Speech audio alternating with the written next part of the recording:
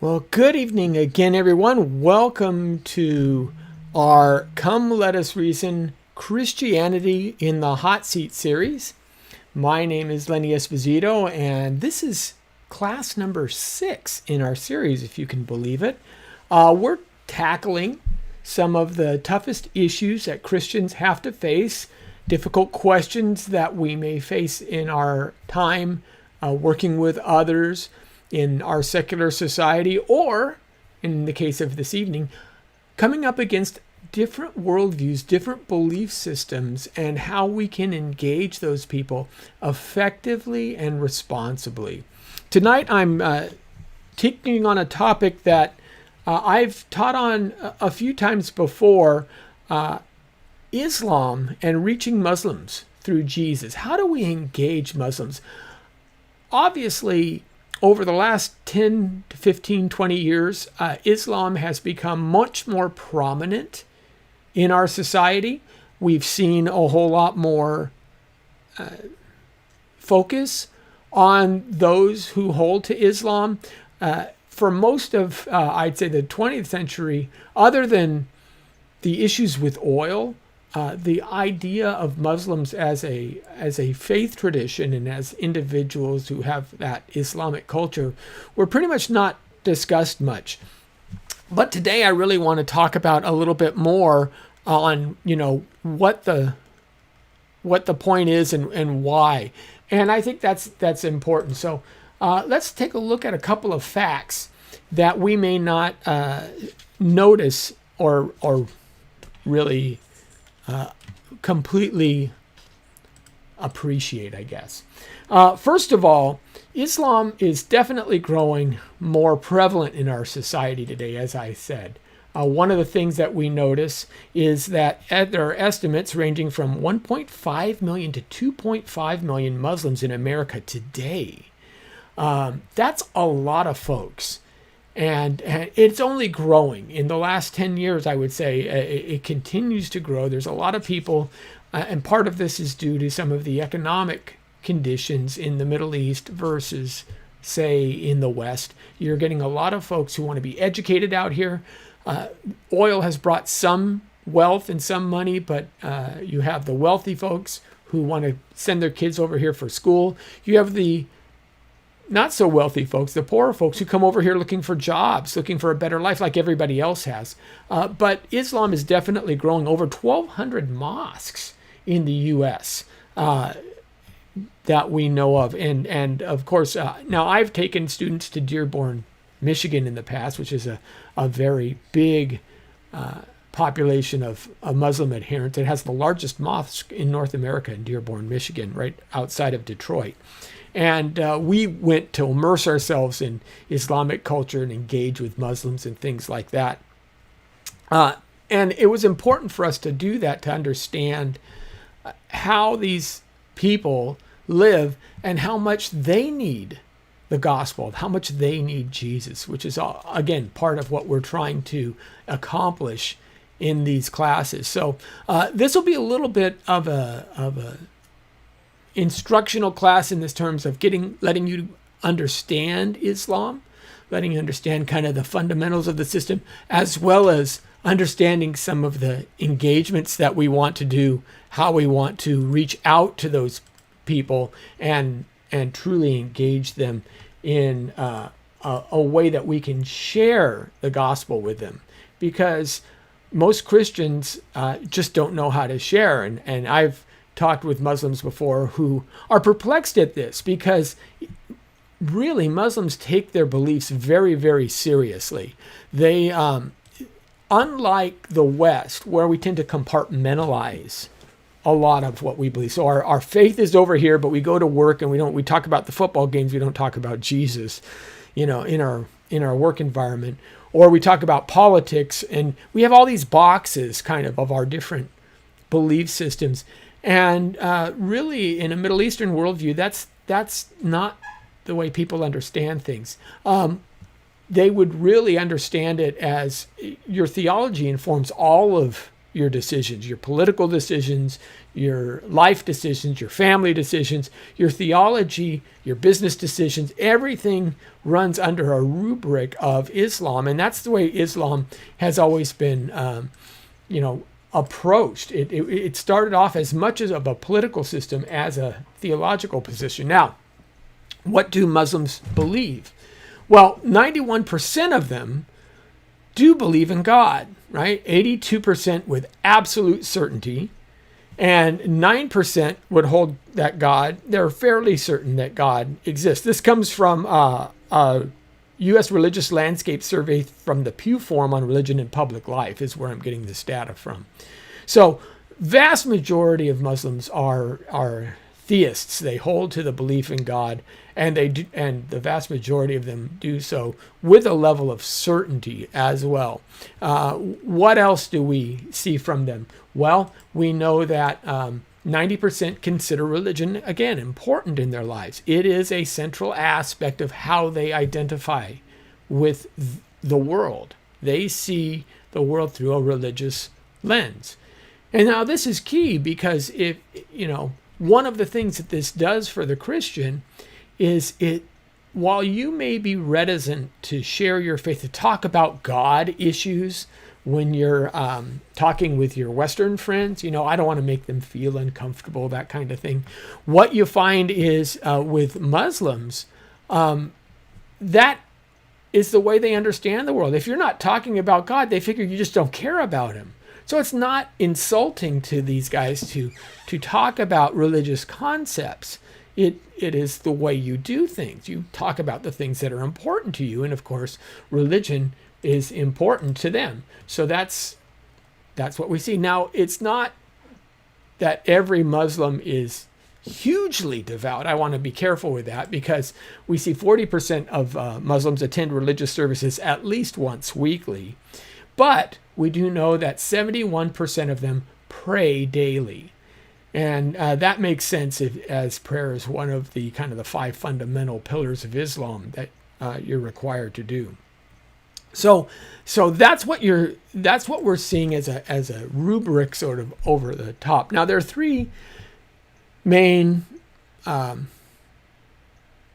ways I guess you can divide folks who would self-identify as Muslim. You have the fundamentalists who are very devout.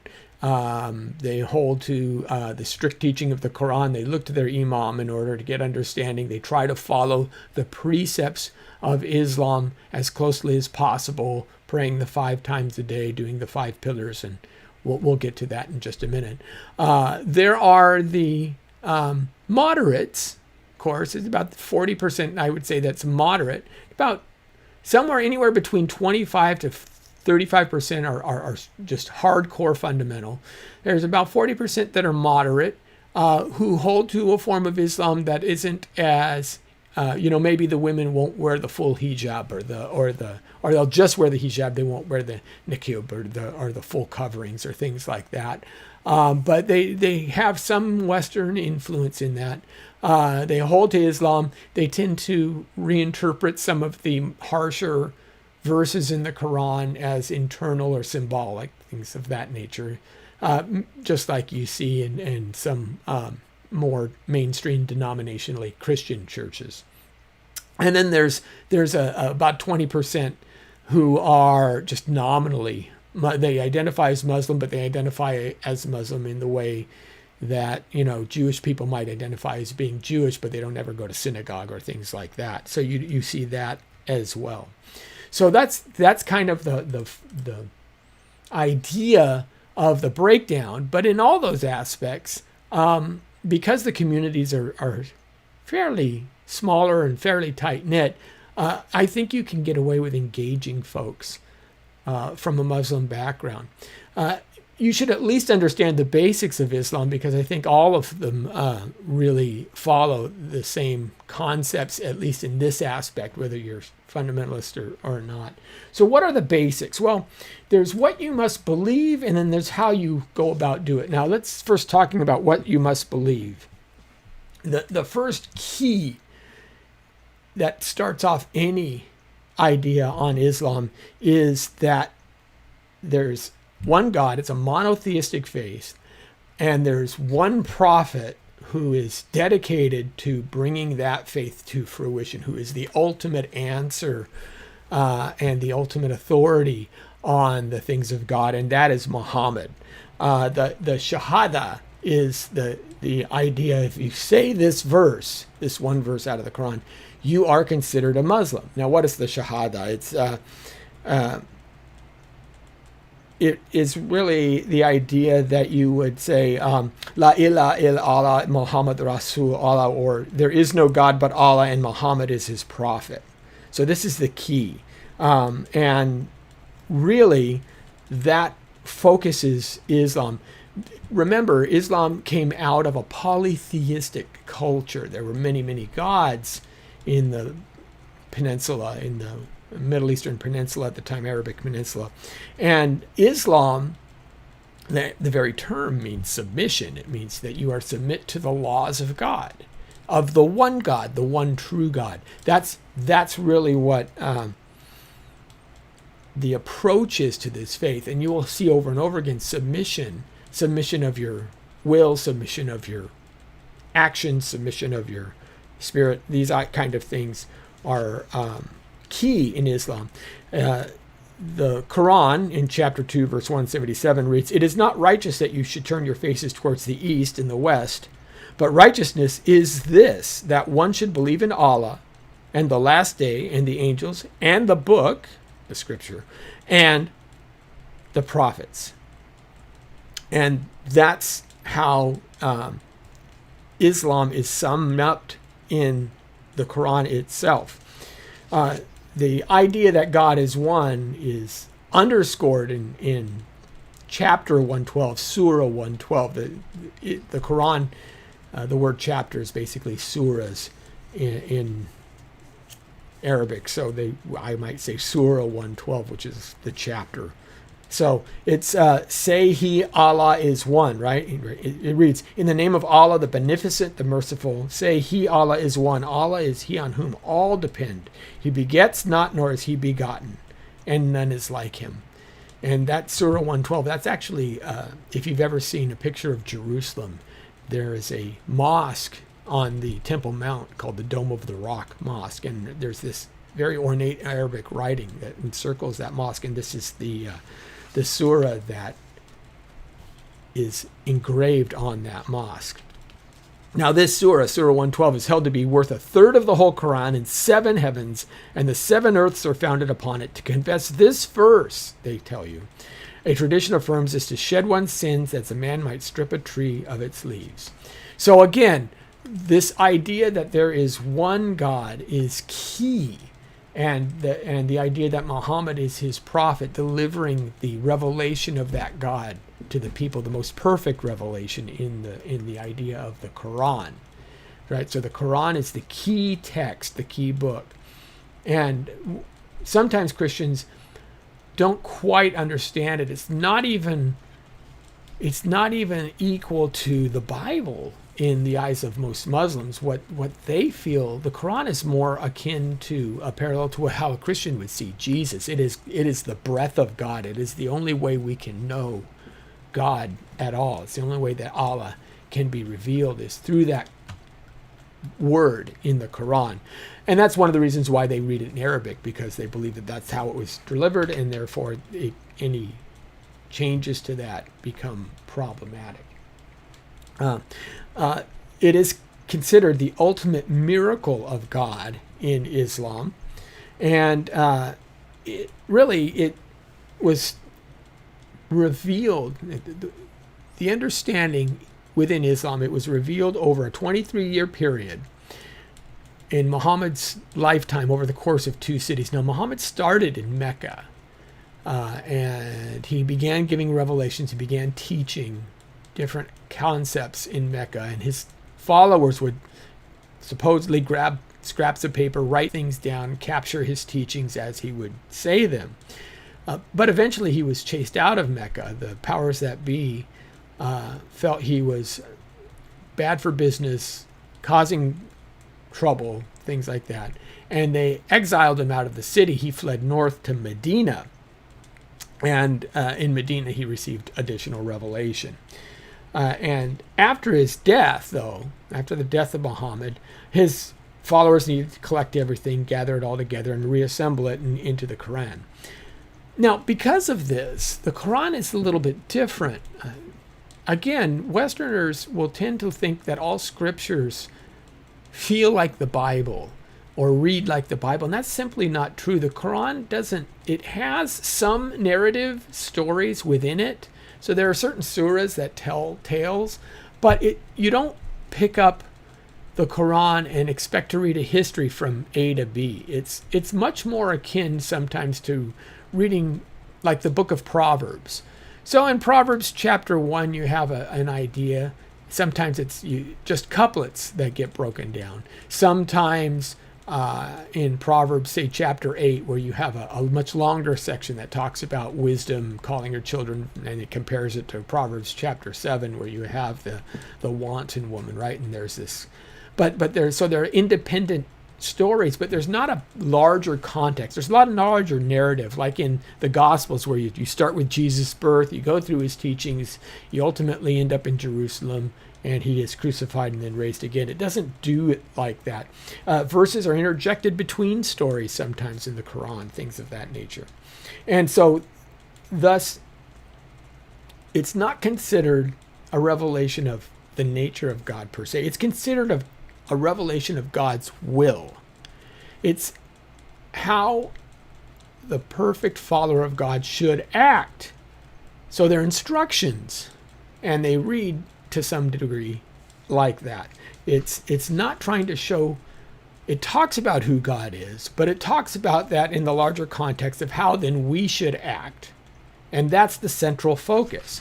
So that kind of brings me to my next point of how you must live in Islam. And what we have primarily is a set of rules that Islam teaches you on how to live life. Remember, Islam means submission, right?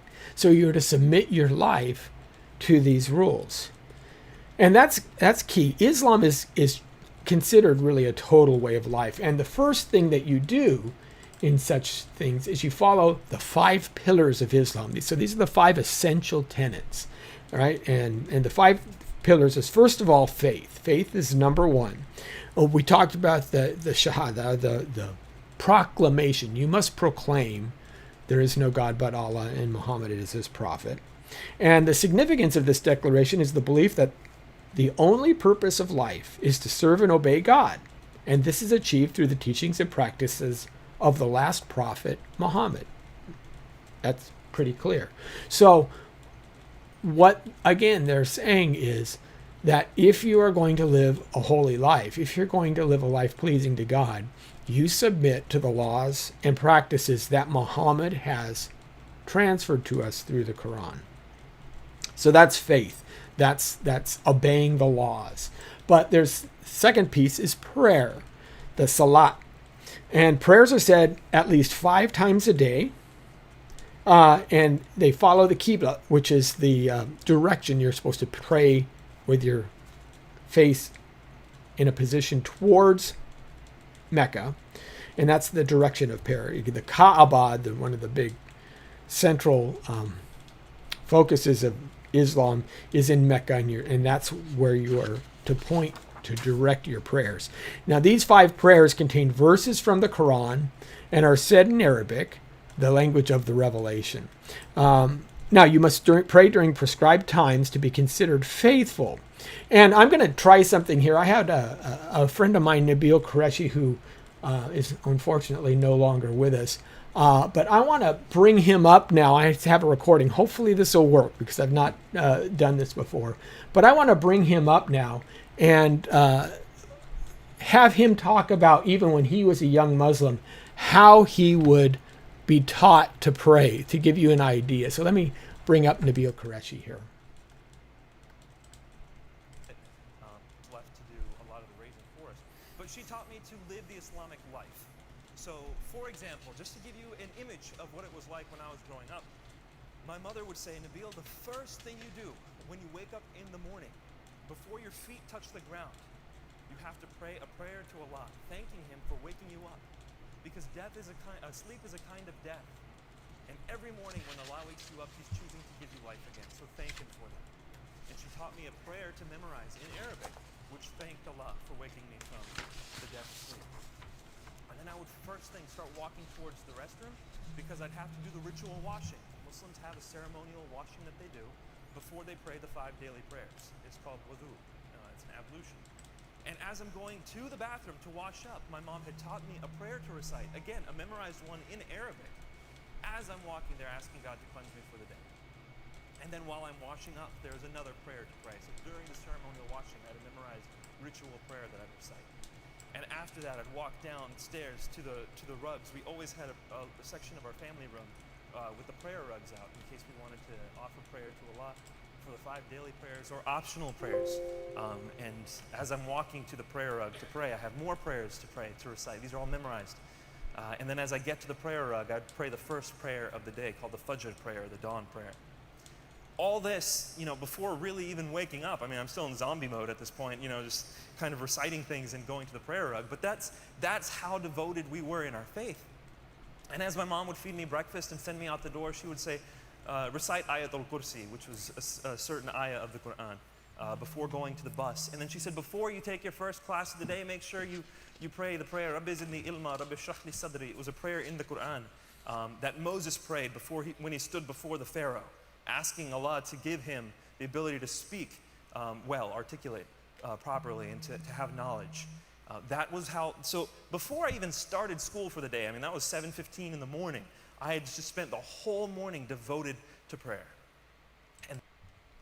Okay, so that gives you a little bit of an idea of some of the prayers and the execution of those prayers, as well as some of the works-driven practices that Islam encompasses. And you can just hear it with Nabil really making a big difference on his life, and how it's over and over again. These are the things one must do in order to be a good Muslim. So we have faith, we have prayer. The next thing that we talk about is giving, the zakat. The word zakat means both purification and growth. So all Muslims are required to give, set aside a proportion of their wealth for those in need and for society in general.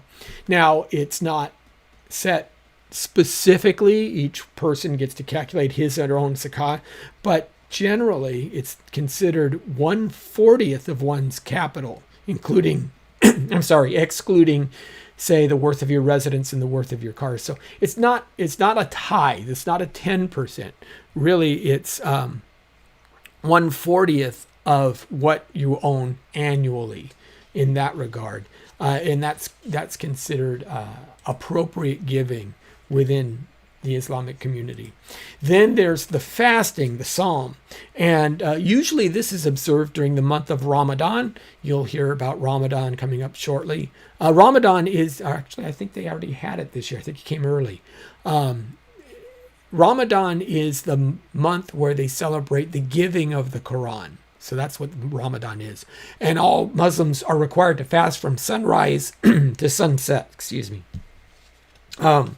and there it's to abstain from not merely just food, it's drink, sexual relations with their spouses. If the sun is from sunrise to sunset, you're to abstain from all things like this. The idea is to practice self-restraint, to practice self-purification.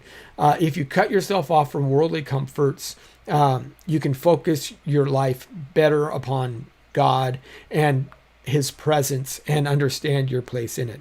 So again, the Quran reads, "O you who believe, fasting is prescribed for you as it was prescribed for those before you, that you may learn self-restraint." It's a practice and a discipline in order to learn self-restraint.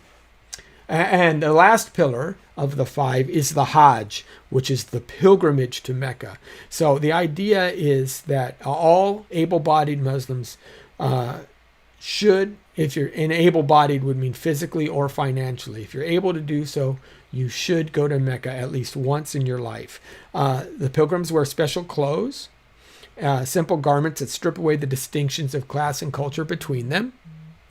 And the rites of the Hajj include going around the Kaaba, that area in Mecca, that large stone, 7 times between the hills of Safa and the Marwa, as Hagar, Abraham's wife, did during her search for water. If you remember this is a kind of alluding to a story in Genesis where Abraham sends Hagar away.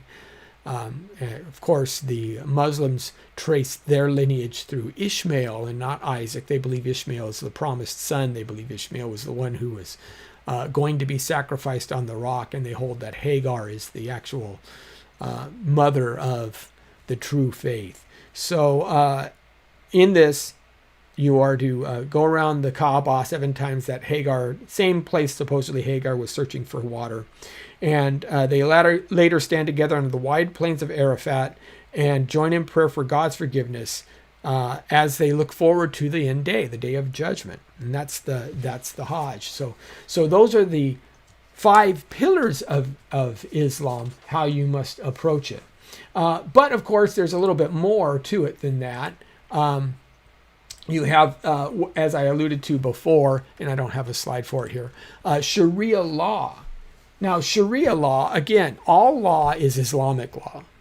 So in Muslim countries, laws stem from the Quran. And if the Quran endorses something, then it's legal. And that's part of the concept. Of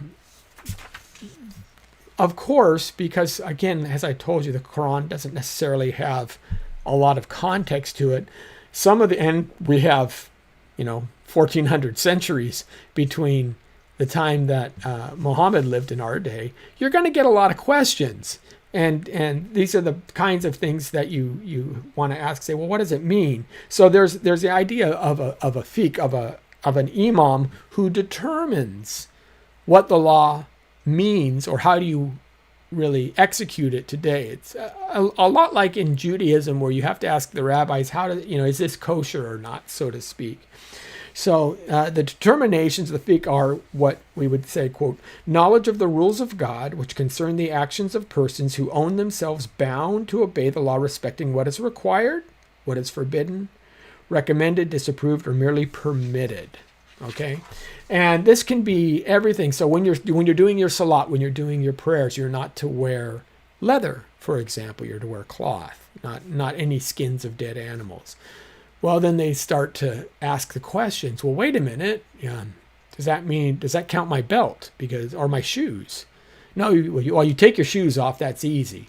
But yeah, if you have a leather belt, you shouldn't wear a leather belt. Well, wait a minute. What if I'm wearing Levi's jeans and they have that leather patch on the back? Does that count? And so you start getting into these kinds of discussions about, what counts and what doesn't count as appropriate.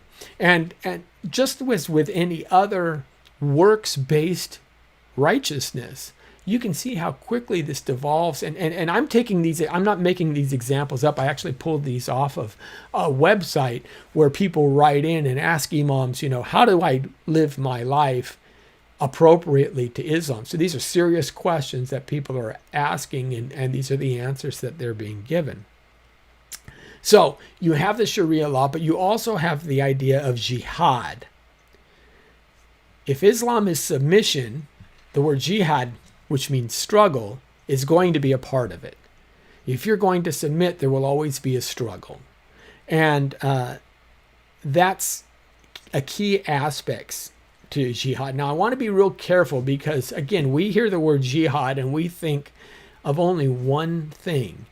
But really, jihad has multiple meanings to most Muslims. And the greater jihad, it says, is the warfare against sin, and it is all that is against God and the teachings of the Quran. So it is a personal struggle each Muslim wages to be a true believer and a follower of the Quran. And the Quran urges one to stay on the straight path and strive in Allah's cause. Now this sounds, again, for a Christian, this should be fairly familiar, right? The old man versus the new man struggling against the flesh. We would use Christian terminology. We wouldn't say jihad. But the idea of jihad is struggle, and a lot of that struggle will be interior and personal. The lesser jihad is the traditional holy war that we talk about in the name of God against the enemies of God in Islam. And that's usually what Westerners think of when they hear the phrase. But jihad is both personal and a community commitment to defend the spread of religion of jihad. Now, there are four primary ideas with jihad. You have the jihad of the tongue, right? Do you speak about your faith? Are you shy about it? Can you talk to others about it? You have the jihad of the hand. Do you do good works? Do you show in your actions faith? You have the jihad of the heart, making their faiths a force for the good. And then you have the jihad of the sword, which is defending their faith when under attack. It's that last one that causes big problems in many different ways, especially, as I said, in Muslim countries when you are accused of blasphemy against Allah or something like that, or enemies. If certain factions within Islam see the West as enemies, they go to behead them because that's what it says in the surahs and things like that. So the key areas of difference, what do we see in all of this? Well, when you're talking to a Muslim, it's important to know how they perceive Christianity and how they understand it. I did have a clip here, and I see if I can bring him up again. Nabil talks about this. And I'm sorry I can't show you the whole clip because it's an hour and 15 minutes of just him talking, and it's a phenomenal piece. I'm going to have it up in my Defenders area of my website soon, and those folks who are able to get access will be able to watch this again. But let me just explain. Nabil Qureshi came from a Pakistani family, and you saw him talk about his mother and his morning prayers. He would challenge Christians regularly because he knew a little bit more about Christianity really than they did. He would ask them things like, do you believe in three gods? Because what are you talking about? Do you believe that Jesus is God? No, of course we believe Jesus is God, right? And he would shut them down. He goes, well, what about this? The Father is greater than I, and Jesus doesn't know things, and God knows things. And he would quote Bible verses, and the Christians didn't know what to do. He'd ask them to explain the Trinity to them, and they couldn't explain the Trinity to him. And he always took this as proof that Christianity is false. Because if the Christians themselves didn't know what they believe, why should I even entertain it? I know what I believe. Until he went to college and he met a friend named David who had studied, had understood these things, had spent 5 years researching the Bible, seeing if it was true, learning about these things. And it just so happens Nabil and David became roommates. They also became best friends, and they started having a year-long conversation back and forth. And David challenged, Nabil, hey, you want to see if Christianity is true? Let's walk down this road together. Let's see what the objections are. And so ultimately it came up to this discussion here. And let me see if I can get the right time of the key elements for Christianity to be true. And I'm going to pull it back just a little bit. That couldn't be the one who made our minds, because he's okay, let me pull it over. Does that make sense? So when I'm beginning to think about all this, which is probably my main takeaway from a whole year of organic chemistry, I'm beginning to think about all this, and I realize Christianity has a viable set of teachings. It's possible. Up until this point, I thought Christianity was impossible. I thought it was nonsense. But all of a sudden I realized, wait a minute, this is possible. And so I stopped and I said, okay, what would it take for me to say Christianity has a strong case? Now, I'm not talking about anything emotional here. I wasn't talking about salvation. I had my own system of salvation, Islam. And I wasn't upset with Islam. I loved Islam. So I wasn't looking or thinking about anything emotional. I wanted to know what was true. Is Christianity true or Islam? And all of a sudden it was possible for Christianity to be true. So I wanted to know which one was true. And so I stopped and I thought, and I said, what are the key elements of Christianity that make it true? And I came up with 3. And this comes from Romans chapter 10, verse 9. And it says, Romans chapter 10, verse 9, It says, if you confess with your mouth that Jesus is Lord, and you believe in your heart that God raised him from the dead, you will be saved. So number one, if you confess with your mouth Jesus is Lord, the lordship of Jesus, he has to be God in order for Christianity to be true. And that God raised him, his resurrection from the dead, death on the cross for our sins, you will be saved. These are the three key elements of Christianity: Jesus' lordship, his death on the cross, and his resurrection. And I realized that Islam denies all three of these things. Okay? The Quran says very clearly in chapter 5, verse 72 of the Quran, for example, that Jesus is not God. In fact, that verse tells you, if you believe Jesus is God, you have a one-way ticket to hell. The Quran also says that Jesus did not die on the cross. Chapter 4, verse 157 of the Quran says, وَمَا قَتَلُوهُ وَمَا صَلَبُوهُ. He was not killed, nor was he crucified, but so it was made to appear to them. So Jesus didn't actually die on the cross. He wasn't crucified. That's something Islam denies as well.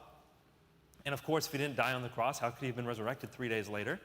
So there was no resurrection for Christ either. The three key components of salvation, according to Christianity, are boldly denied by Islam. Now everything else, there's a lot of stuff that Muslims and Christians agree on. That there are prophets, that there are books, that God sends his revelation, that there are angels, that there's a day of resurrection, that Jesus is the Messiah, that he's virgin born. Lots and lots of similarities, great platforms off which to discuss, but perhaps they only serve to sharpen these three critical issues. Did Jesus die on the cross? Did he rise from the dead? Did he claim to be God? Well, I already discussed with you that I saw Jesus claim to be God boldly for myself. I had to start looking into the question, does it look like Jesus died on the cross? So I wanted to study this like a historian, as objectively as possible, not bringing my emotions into it, not bringing the issue of salvation into it, just as a historian. And when I decided to look into the death of Jesus on the cross, first off, there's no question that a man named Jesus existed. Anyone who argues from a historical perspective that Jesus did not exist is throwing out all of history. It's one of the most powerful facts of history. And another one of the most powerful facts of history is that man Jesus died on the cross. You look, and multiple times within the first centuries after Christ, people are saying, both Christians, non-Christians, Jews, Gentiles, you name it, people are verifying that Jesus died on the cross. The historical records are unanimous. This man died. You look at the circumstances around it. Had Jesus not died, how would have Christianity started? The whole point of Christianity was that Jesus died. And if anyone could have proven that Jesus hadn't died, Christianity would have been nipped in the bud. And they could easily do that. They could just go to the tomb where he was laying and say, look, here in the tomb, here's his body. He didn't rise from the dead, or he didn't even die in the first place. That's not what happened. People admitted Jesus was killed. And of course, when you learn about the crucifixion, gosh, there's no real way to deny that Jesus died on the cross. I mean, this Good Friday, it's an apt moment to talk about the crucifixion when you realize just how gruesome the crucifixion is. Did you talk about this in your Good Friday service? Were you all here for the Good Friday service? The crucifixion process is brutal. The first thing they do in order to weaken you so that you don't kick and struggle as they nail you to the cross is they flog you. And the flogging in that time was called the pre-death, because many people died just from the flogging.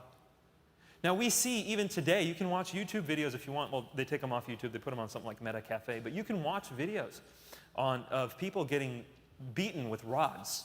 In Indonesia, especially, adulterers are whipped with rods. And you can see just after a few hits when the skin starts to break. And you can see when the muscle starts turning into pulp. You can see that with your own eyes, and it does not take many, a dozen or so. And that's just with a hard stick. Now, what the Romans used was called a flagrum. It was more like a cat o' nine tails. It had multiple cords that came off it. And at the end of these cords were little balls of leather. And the balls of leather had metal dumbbells and shards of bone in there. Now, the whole point of the dumbbells was when it struck your skin, it would cause vasodilation. It would get the blood vessels to dilate, bring more blood to the surface, so that when the bones latched into your skin and ripped it off, you would bleed more and feel more pain than you otherwise would. People were whipped on every side of their body. Sometimes as people were being whipped, their abdominal wall would fall open, their intestines would come out. People would see arteries and veins laid bare. There was no way someone's going to survive this without significant medical attention, if at all, let alone what's about to happen, which is being nailed to a cross. And when they nailed you to a cross, they would take a 9-inch nail and drive it through your feet. And they would take nails through your ulna and your radius here, right there, right in the middle of those two bones, in the interosseous space, is a nerve called the median nerve. It's the most major sensory motor nerve of the hand. And that was what they would pierce with these nails. Your hands would be instantly crippled. And that was the point. And in order to breathe while you were on the cross, they would hang you. And you can't really breathe when you're hanging. You can't. You need to push up. That's what the nail in your feet were for. So you could push up in order to breathe. So every time you take a rattling, rasping breath on the cross, scraping your skinless back against splintered wood, you're prolonging a death by suffocation. When you stopped pushing, they knew you were dead because you weren't breathing anymore. It wasn't rocket science to kill someone. But they would double check. Every crucifixion process had a death blow, just to make sure, because if you didn't die somehow, those who were responsible for killing you would be killed. And so they would set you on fire, they would take your body and feed it to dogs, they would crush your skull, or, as Jesus received, a spear to the heart. This was the process of crucifixion. No one ever in all of Roman history survived a full crucifixion. So to argue, as Muslims do, that Jesus wasn't killed by crucifixion, it doesn't work, historically speaking. Now, as a faith-based position, you could say somehow God saved him, or you could say somehow he wasn't put on the cross to begin with. But if you're going to come at it as a historian, like I was trying to do, all the history was in favor of the Christian position that Jesus died on the cross. So objectively speaking, Christianity was beginning to win this argument. Well, Nabil makes a great point here in all of this, and that's one of the key ideas. When we start looking at the history of Christianity, what it's based from, the idea that really it's focused on the death and resurrection of Jesus, something that Islam denies. There are other differences that we have to understand as well, though, and I think those are important to highlight as you're talking to people. First of all, Islam is very much a different kind, it presents a different kind of God in Allah. Allah is somebody who is wholly other. He's completely removed from humanity. You don't want to ascribe human attributes to Allah. To do so would be to cause the sin of shirk. So he's so far above mankind that we cannot know him, nor should we try. The transcendence of God is held over all. He's master. You have the 99 names of Allah, the compassionate, the merciful, and it goes on to that. But the idea that you can relate to God is something that really the Muslims don't grasp. Allah, the focus of serving Allah is obedience, not relationship. And that's why Allah is considered the great judge. And that's an important piece. Ergen Kainer said, the reason for eternal torture of infidels is to exalt Allah and demonstrate his omnipotence, that he can do all things. Another aspect of the Quran is that Allah can do whatever he wants. They don't even reject logical impossibilities. So, Surah 3:185 reads, every soul shall have a taste of death, and only on the day of judgment shall you be paid your full recompense. Muslims hold that on the last day the prophets may testify for or against the people. But Allah can choose whatever he wants to do. So if you've tried to be as good as you can, And even if the prophets testify for you, Allah can say, no, I'm just not feeling it today. Send him to eternal damnation. And Allah is within his right to do that. He doesn't need reasons, right? He's Allah. So the loving kindness of God is something forward, and it is something for which Muslims long. And they may not put it in those terms. They are longing for some kind of connectedness with the higher. I spoke with one lady, and I had her in my class once, who came out of Islam, and she had said that they had these little, almost like baseball cards of the different prophets. Jesus is a prophet. He's talked about in the Quran. We'll get to that in a minute. But she had this little picture, and as a child, she would stick it under her bed, under her pillow, because she wanted that connection with God. But you don't know how to go about getting it. So two things come out of this. There's always the trepidation of not knowing if you're doing enough to please Allah, right? In any works-based faith, how do I know that I'm doing enough to please Allah? The second half is there's a longing for joining with that higher being that can never be satisfied, because you just simply can't have a relationship with God in that way. Now, add to that the idea that there's aspects of the Islamic worldview that are problematic, especially in the 21st century. The status of women in many of the more fundamental states is a real problem. And the idea of religion as duty. Again, it's not a life-changing. It's not something motivating in that regard. It is law-keeping. It is drudgery. All of these things are... I bring them to you so that if you're engaging with a Muslim, you should have these in the back of your head. You should be listening carefully so that if you hear, the regret, or you can say, wow, how are you at keeping the law? How are you at keeping, Islamic law? Do you ever falter? Do you worry about that? I know I'm not perfect. Are you perfect? You can really develop some good conversations by being honest with people and just talking to them, asking them how those kinds of things are going.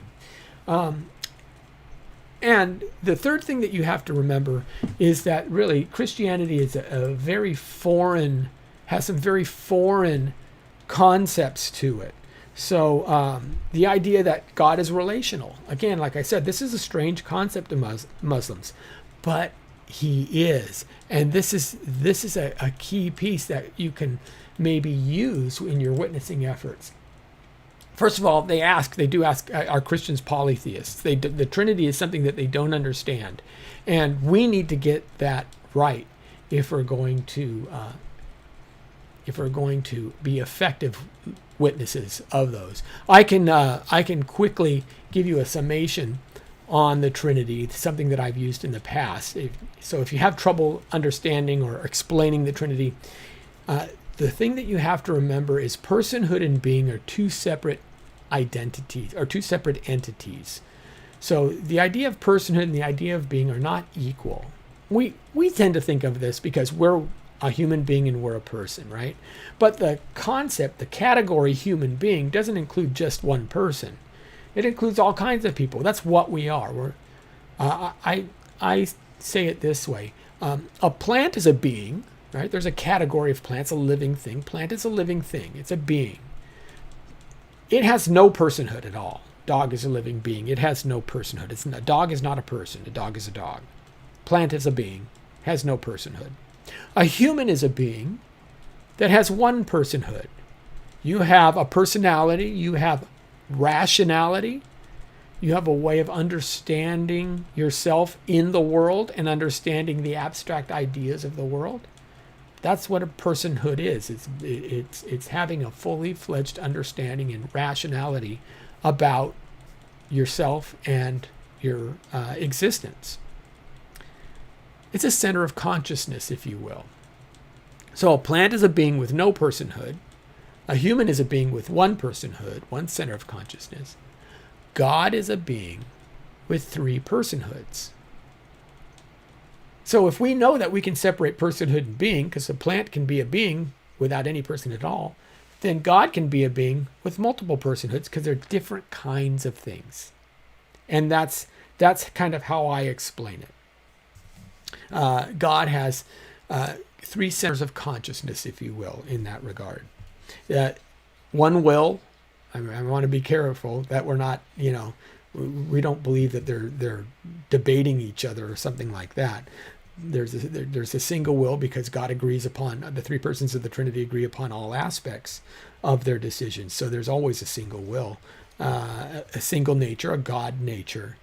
But there is roles that there are things that the Father does that the Son doesn't do. There are things that the Son does that the Holy Spirit doesn't do, vice versa. Okay, so that's one of the pieces as well. But also, as I said, the idea of God being relational is key. And this is something that really makes the big difference in Jesus, right? Jesus makes all the difference in the world in this. He was considered a prophet in Islam. And I had mentioned this before. In the Quran, Jesus, he's called Isa. He's referred to as Isa there. And in the Quran, it says that he was supported by the Holy Spirit in the Hadith. He was the Messiah. He's talked to as the Messiah. He's also referred to as the Word, Al-Nisa, in Surah 4:171. So the Word of God, the very Word of God, Jesus is called in the Quran itself. Now, in the Quran, he performed miracles, right? He spoke supposedly while still a baby in the cradle. He performed various other miracles, healing blind people and lepers, raising the dead. And supposedly, they point to John 14 as him foretelling the coming of Muhammad. Now, as you kind of heard Nabil mention, Muslims don't believe that Jesus died on the cross because it's written in Surah 4:158 that it was made to look like he died, but he instead ascended to Allah, and someone else basically. The Quran only says it made it appear as if he did it. Now, there's lots of debates within Islamic circles as to what that means. Some people believe that it means that really it was Judas who God put on the cross instead of Jesus at the last minute, did a swap kind of thing. But to Muslims, especially Muslims in the 6th century, to die on a cross, even at that point in history, was considered so heinous that any prophet would die in such a disturbing way, such an embarrassing way, such a degrading type of death. They wouldn't accept it and couldn't understand it, which is fascinating to me because, as you heard Nabil say, that's one of the counts for its historical reliability. That it's considered so absurd and so degrading that it could only be real, right? You don't make this stuff up if you're trying to create a religion. You don't do things like say, well, take today. If you're trying to make people follow a guy today, you don't say, well, yeah, he was arrested for pedophilia once. You would never create that kind of scenario in order to get people to follow your prophet. But really, that was what crucifixion was akin to. People looked at that. If you were crucified, you were considered the most low of the low. You were considered disgusting. But Jesus claimed to be the way to the Father. And he claimed to be God. And again, the sin of shirk, the sin of identifying one's human self with the Father, is what Muslims consider you doing if you say Jesus is God. But look what Jesus said. Romans 8:14 and 15. For all who are being led by the Spirit of God, these are the sons of God. For you have not received a spirit of slavery, leading to fear again, but you have received a spirit of adoption as sons, by which we cry out, Abba, Father. That relational aspect is just not in Islam at all. It's something that can move and motivate people. And I think that's a key aspect of what we're talking about when we engage with Muslims. Now, let's look at a couple of other things. First of all, I do want to see if we can go back and hear what Nabil says when he started trying to find the answers to the other side of the question, because what his friend David Wood did was he challenged Nabil, said, okay, we did Christianity now. We examined that. Why don't we go back and now walk through Islam the same way as we examined Christianity, and let's see which one holds up better. And I'm going to try and pull this up right about Rahmatullah, here. in order for Christianity to be true, that Jesus claimed to be God, that he died on the cross, and then later rose from the dead, proving his claim. They were all very strong. My friend David said, Nabil, how do you think the case for Christianity stacks up? Give it a percent. And I said, man, it's pretty strong. I'd give it 80 or 85%. I mean, it's pretty good. And he said, what about Islam? I said, 100%. No chink in the armor whatsoever. Islam is perfect. And he said, all right, Nabil, I can tell you took off your thinking glasses. How about you investigate Islam objectively, like we just did Christianity? And I said, of course, no problem. I had all the faith in the world that Islam was true.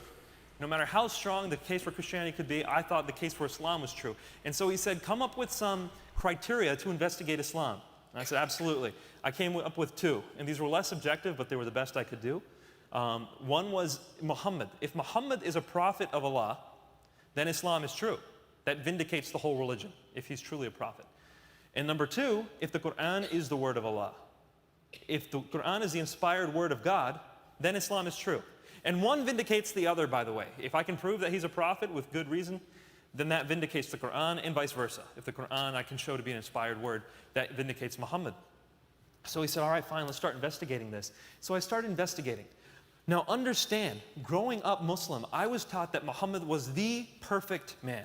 He was insan al-kamil, the perfect man. He was the mercy to mankind, rahmatullah. He was the one who would forgive people for whatever they did. He was merciful. He would not go to war with anyone unless they first declared war on Islam. He was generous. He would help people to the point of his own destitution. He would help others. That he was the best general, that he was the best statesman, that he was the best teacher, that he was the best politician, that he was the best diplomat. Muslims are taught that no title is too great for Muhammad. He is the best. So growing up Muslim, it was easy for me to follow Muhammad because that's who I was told Muhammad was. But now David challenged me. He said, Nabil, you wouldn't accept bad evidence for Christianity. I don't want you to accept bad evidence for Islam. Stop reading modern biographies of Muhammad. Let's read the earliest biography of Muhammad. Let's say what they had to say about him from the early days. And I said, I agree, totally, let's do it. And so we started reading hadith, which are the traditions about Muhammad. And I started reading his early biographies called Sirah. Now, when I read this information for myself, not receiving it from teachers, but reading it with my own eyes, I found so much that shocked me. Understand that Muslims, when they learn about their faith, they're not reading the Quran directly. I mean, even though they recite the Quran every day, they're not getting it for doctrine. They go to their imams for doctrine, or they go to their parents for doctrine. They don't go to the Quran directly for doctrine. So I had never really engaged in this primary investigation, and here I am reading the hadith for the first time with my own eyes, just going through it and reading everything, and not just what my imam told me to read. And I'm reading the Sirah, his biography, with my own eyes, and I find things that are horrifying. There's the basic stuff that everyone talked about that I was able to rationalize. For example, at the age of 49, Muhammad married a 6-year-old girl. He waited 3 years and then consummated the relationship with her. He was 52, she was 9 years old. Now, my friend argued, David argued, Nabil, this is a problem because people all around the world today are giving their 6-year-old girls in marriage because that's what Muhammad did. Don't you see this as a problem? And I rationalized it for myself and I figured out, no, it's not a problem because in that society it was okay. Girls would develop faster. And so you can't do this cross-cultural comparison. Now, it bothered me. It bothered my heart. But I wouldn't admit it because to admit it would be an issue.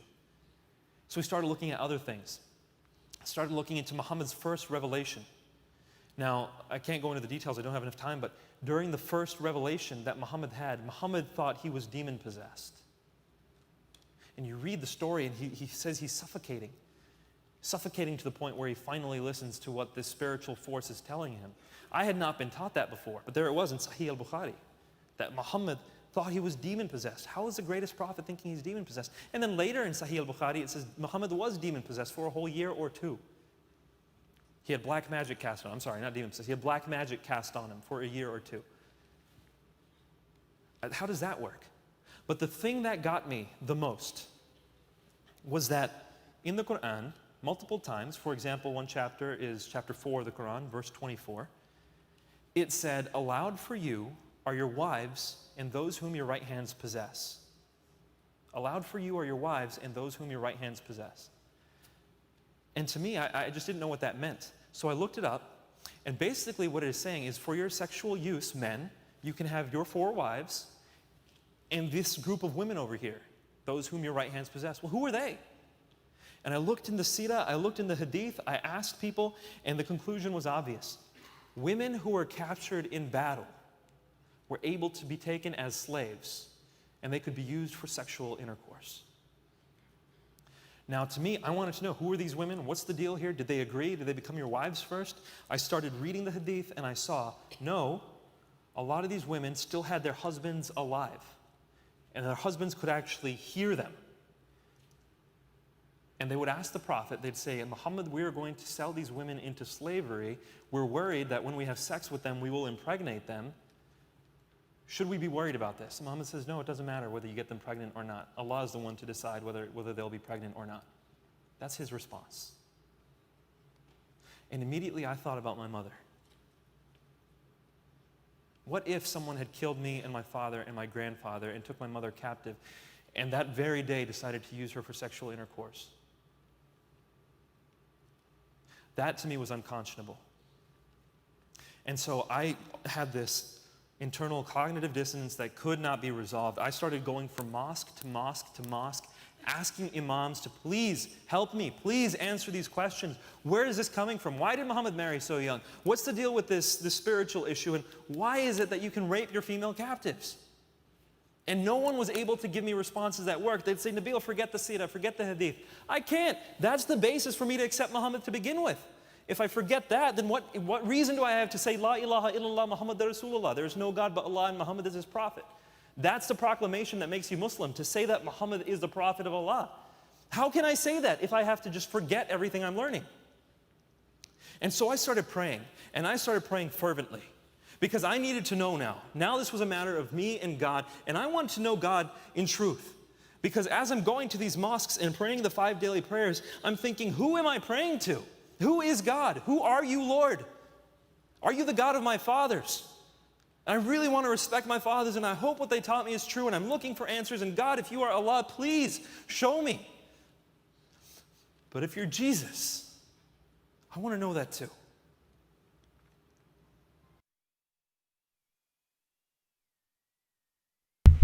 So, as you see, that is very, very powerful. And it is a very, very powerful way to approach really the question when you're... Now, it takes some time to generate a rapport and a relationship with people before you can have these questions answered in a productive way. You don't want to just come straight out and say, well, Muhammad married a 6-year-old, you know.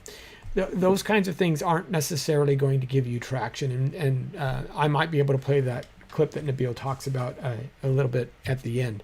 But comparing Muhammad and Jesus, I think, is a very, very fruitful enterprise.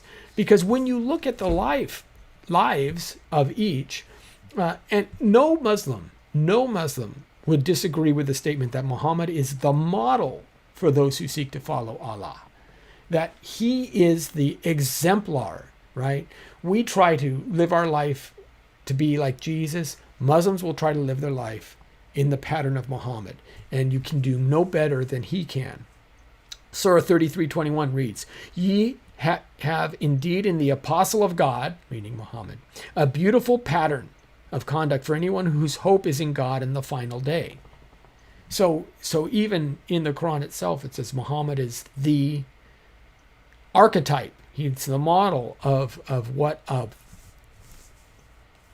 faithful Muslim who is actually submitting to God appropriately would be. And what do we know? We know that Jesus, even in his birth, Muhammad has no prophecies foretelling his birth. If you take John 14 out of context, Jesus is actually talking about the Holy Spirit. I will send you another. Muslims try to point that toward Muhammad. But if you read John 14, 15, and 16, if you put all those three chapters together, since they're the same discussion, you'll find that it doesn't make sense. Jesus is clearly talking about the Holy Spirit there. There is no other prophecies foretelling Muhammad's birth or vision. Jesus was born of a virgin. The Quran admits that. Muhammad was born of a natural union with a human mother and a human father. Now, that doesn't make any tremendous difference. Most everybody else was born of a natural mother and natural father. But it does set Jesus apart from Muhammad. Christ lived a sinless life. He's considered sinless by the Quran. He's called the all-righteous one. Muhammad was someone who needed forgiveness for his faults. In Surah 40, verse 55, it says, O prophet, why bannest thou that which Allah has made lawful for thee, seeking to please thy wives? Allah is merciful and forgiving. So here you have Muhammad himself needing to repent because he did something that Allah had allowed. Jesus did miracles to substantiate his claims. Nowhere in the Quran does it report any miracles that Muhammad has ever done. So he's without miracle. Let me see. We have none of Jesus' enemies could ever find any fault with him when we read the biblical accounts. But even the Quran states that Muhammad took his son Zayd's wife from him in Surah 33, verses 36 through 38. And so you see him taking a wife of another man, recorded in the scriptures themselves. Muhammad, of course, is dead today, and you can visit his grave in Medina. But Jesus did ascend to the Father. He's on the right hand of the Father. And that's a key piece. So, what do I take for all of this? Well, I think there's some key aspects when we start witnessing to Muslims that we can use. First of all, don't underestimate your testimony. Don't underestimate the fact that how you went from someone who struggled with sin to someone who's redeemed in Christ. That's a big deal because, as I said, you have Muslims who are fighting against the law. And that's a key aspect. If you can show forgiveness and even flawed people have the eternal hope of heaven, have the confidence that they can sit with God in the next world. That's a confidence that Muslims lack. They are working really, really hard to try to please Allah, and they're just not sure if that's going to happen. I think also one of the things that we really need to do as Christians is we need to model Jesus' love. Not model submission. Submission is fine, but it's the love of Christ that makes the difference. That's the unique thing. Walking with him. And Nabil says that I'm going to try and bring up this last piece because I thought this was very appropriate in what he said. And let me see if I can find it here. I have to find the index point for it. It was right about here. Virtually the whole New Testament from quotations by early church fathers. We are very sure of the message of the New Testament. It has not been changed. Hold on. And so I looked at David. I said, David, you're making this up.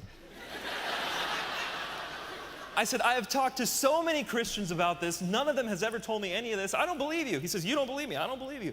Well, then bring it on. I'm bringing it. And so we started looking into these things together. We became best friends because what mattered to him mattered to me, namely God in truth.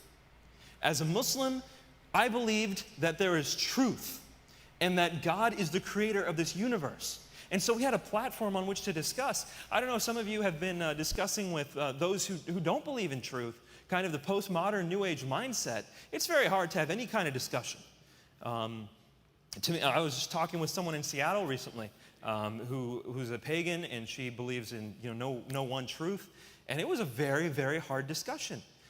But conversing with Muslims is not like that. They believe in God. They believe in morality. And they believe in revelation. They believe in prophets.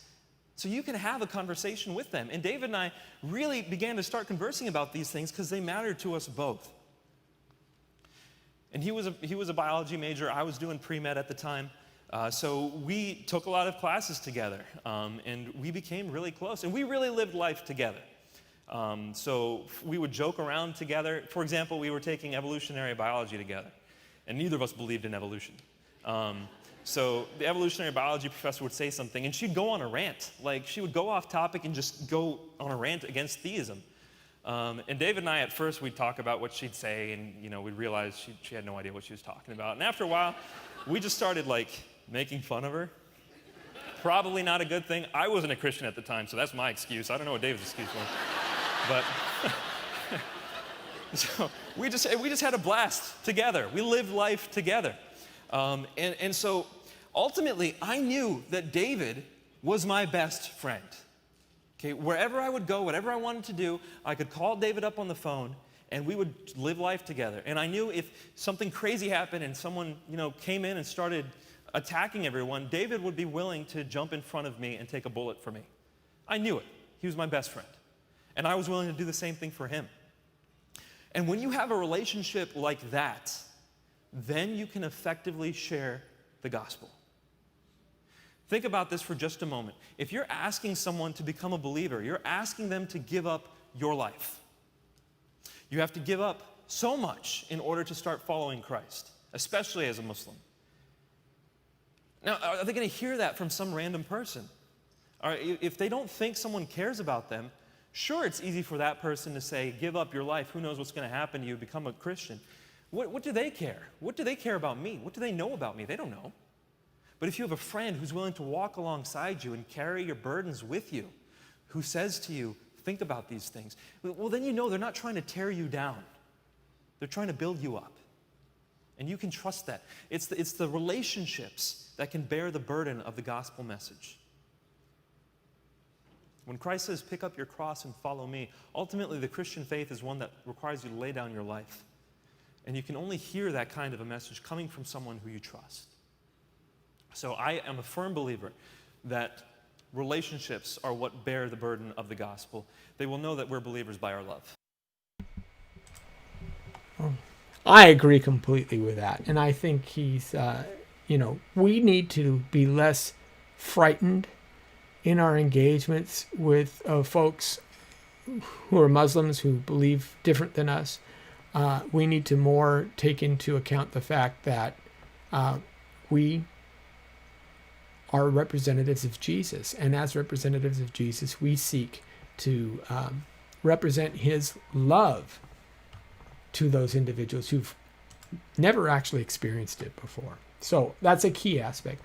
Of course, prayer, central in all of this. You have to continue to pray in order to reach those folks. And as you heard, building a bridge, get to know one another. Find out the thing, as Nabil said, he cared about the things that I cared about. We both cared about God. We both cared about truth. Hey, not every one of our conversations had to center around that. We did life. We went out to ball games. We made fun of teachers, whatever the case may be. But you can also then explain the Jesus of the Bible to them. He was sinless, according to the Hadith. He claimed to be God. Why would a sinless prophet claim to be God? That doesn't make sense. It's a contradiction in the idea of the Quran. He received worship as God.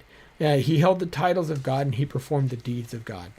So you see these pieces over and over again.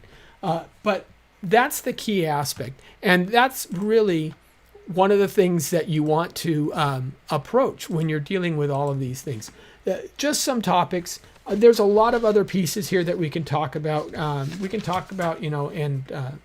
I've had other discussions on the Crusades. I have podcasts that look at that topic that you can go back and listen to, and other things like that. But know, again, that what we really need here is an approach to a lost group of people who are working really, really hard trying to get on the right side of God when you know that that's impossible. And I think that's a big deal, that they are burdened. They are lost souls for whom Jesus died. And because of that, I think we can really grow our witness with them in approaching Muslims. So hopefully this has been helpful to you in giving you an overview of Islam and giving you a peek into kind of some of their thought processes, some of the difficulties for the faith. If you'd like to offer a question or you have a concern, please let me know. I'm always open for these. Love to hear a live question. Love to even a hi. You can just go on YouTube through the live chat function and type out hello. We're always taking those kinds of things. You can text your question to 951-732-8631, or you can use the hashtag #ComeReason on, say, Twitter or something like that, and I'll monitor all of these things actually simultaneously for anyone who would want to engage me. Love to hear from you. Love to hear what you're thinking about the Christianity in the Hot Seat series. We've got next week, and I don't even have a slide for this yet, unfortunately. Next week, we're going to be talking about a topic that's really been making the rounds in the lately in Christian circles, and that's the question of suicide. And I think that's an important topic because one of the things that we're seeing, again, more and more, is even Christian leaders who have succumbed to committing suicide. And that brings up a whole host of issues. It's a big topic. It's very concerning because it's on the rise, especially in this country. You would think we're the most affluent nation in the world. And why are suicides going up? But there's a lot of issues that are going around, and I think that says something bigger about our culture. But ultimately, I'll give you a sneak peek. Let me just say this. Suicide is really not an option where there's hope. Hope is the cure for suicide. If you have hope, usually that's what defeats the concepts of suicide. So really, when we see suicides going up, we're seeing a culture who've lost hope. And we know where our hope comes from. Our hope is always in Jesus. So I think that's a key aspect. Okay, we do have a question. Rita asks, do Muslims believe prophets must be perfect? That's a good question. Hi, Rita. No, not all Muslims, not all prophets must be perfect in their understanding. They say Jesus was perfect. They, again, pull some of this out of early Christian beliefs. When Islam was being formed in the 7th century, in the 600s, Christianity was not quite as well known. There were some heretical doctrines going around, the Gospel of Thomas and things like that were floating around. But there were foundational aspects that they understood. So, for example, Muslims hold that Adam was a prophet. Muslims hold that Noah was a prophet. And of course, the Bible in both those cases shows failure on the part of Adam directly in the Garden of Eden. That's easy. And then the passage where Noah gets drunk and his sons have to cover him after the flood, things like that. Abraham is considered a prophet. Abraham certainly wasn't perfect. He would lie to Pharaoh about his wives and things like that. They just hold that Muhammad is the final prophet, and what makes him best is he was the prophet that God chose to deliver the Quran to the people. And so it's not that the prophets need to be perfect. Jesus is, again, a kind of an exception. He's kind of an outworking, or an outlier, I should say, in that response. But no, the prophets don't need to be perfect. Only Jesus was considered perfect in that regard. That was a great question. I appreciate that. So, okay. Let's see if there's any other questions that are going on. And yeah, if I had more time, we would do a whole subsection on the Crusades and how they're misrepresented. There's a lot of confusion in the Crusades. There's a lot of bad things that happened in the Crusades, don't get me wrong. But there's also a lot of confusion about it as well.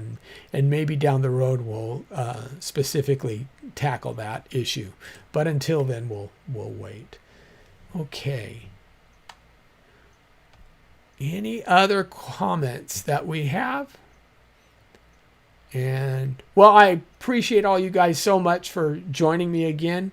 I'm going to try, like I said, and get the Nabil video put up and try and link it all up, and I'll put the comments or the link to the video in. Now, if you haven't subscribed to our class, if you go to comereason.org/dare to defend, there's a email sign up there. Just put your name and your email address on, and we'll send you the link to where you can get all of these classes kind of in one spot. And I'm going to try and upload my PowerPoints and my notes and all that stuff. Still been working on some technical issues. That's why it's not up yet. But once that happens, we'll be able to put all those things up. And that way you'll be able to go back and refer to them for the entire series of classes. Doesn't cost anything at this point. You just go ahead and do that. But beyond that, thank you all so much. I appreciate you, and I hope that you all have a blessed Thursday night.